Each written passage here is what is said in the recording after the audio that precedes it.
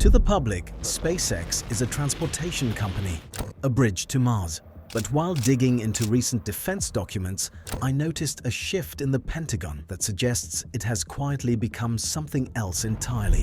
While Starlink connects the world, a second shadow network is being built to watch it. It's called Starshield. Unlike Starlink, you cannot subscribe to it. Its data is encrypted to top-secret standards, and its only customer is the US intelligence community. SpaceX handed the American military the ultimate high ground, and I was surprised to see how few people actually noticed it happening. For 60 years, American espionage relied on a simple philosophy: bigger is better.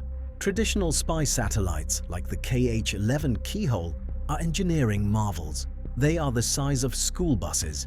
They cost $4 billion each, and they sit in low Earth orbit, staring at fixed points on the Earth. But they have a fatal flaw. They are predictable. If you are a foreign adversary, you know exactly when the satellite is passing overhead. You simply hide your tanks or turn off your radar until it leaves. Starshield destroys this paradigm. Instead of one $4 billion satellite, SpaceX is launching thousands of low-cost units into low Earth orbit.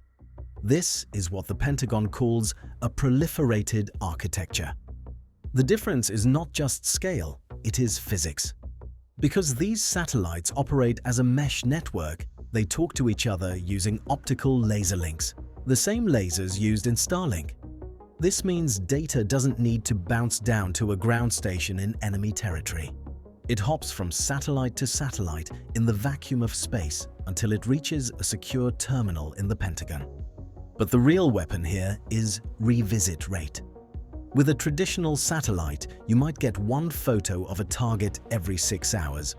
With a Starshield swarm, as soon as one satellite drifts past the target, another one is already rising over the horizon behind it. It creates an unblinking eye. Total continuous custody of a target. And unlike a $4 billion monolith, you cannot shoot it down. If an adversary destroys one Starshield satellite, the network simply routes data around the whole. The system is Hydra-headed. This is why the National Reconnaissance Office signed a $1.8 billion contract with SpaceX in 2021. They aren't just buying cameras, they are buying resilience. In modern warfare, the most valuable resource is not ammunition, it is time. The Pentagon calls this the sensor-to-shooter loop. It is the time it takes to spot a target, confirm it, and authorize a strike. During the Cold War, this process could take hours. Images had to be downloaded to a ground station, developed by analysts, and physically briefed to commanders. By the time the order was given, the target was gone. Starshield collapses this timeline from hours to seconds. We saw a preview of this in Ukraine. Soldiers used consumer Starlink dishes to connect artillery teams directly to drone pilots. It was dubbed Uber for artillery.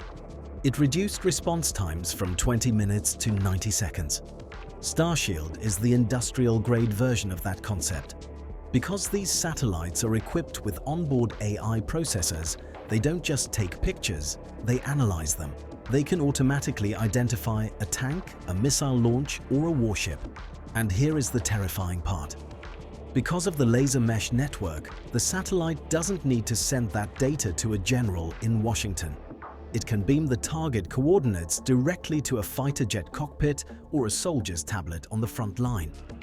This creates a kill chain with almost zero latency. It means that in a future conflict, if you are visible from space, you are already dead.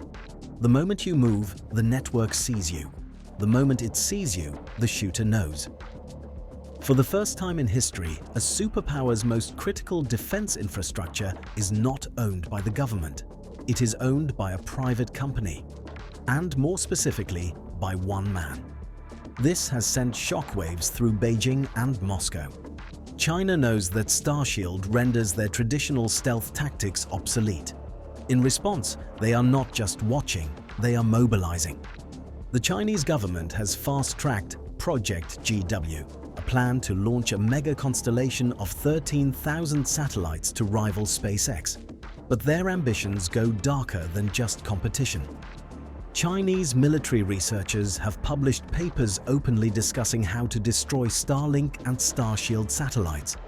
They are developing lasers, high-power microwaves, and grappler satellites designed to crush adversary hardware in orbit. We are watching the militarization of low Earth orbit in real time. Space is no longer a neutral sanctuary for science. It has become the next disputed territory, just like the South China Sea. The risk is Kessler syndrome, a chain reaction of debris. If China decides to shoot down a Starshield satellite, the resulting shrapnel could destroy neutral satellites, turning low Earth orbit into a minefield of junk that traps humanity on Earth for centuries. SpaceX has built a shield, but in doing so, they may have started an arms race that has no finish line. The launch of Starshield is a clear signal. The rules of the game have changed. But this is just one piece of a much larger puzzle. Between the militarization of space, the explosion of AI, and the collapse of traditional industries, the next 5 years will be the most volatile period in human history. We are not just looking at a new satellite network. We are looking at a new world order. So, what exactly does the road to 2030 look like? And where do you fit into it? I've broken down the entire timeline in this video. Click here to see what comes next.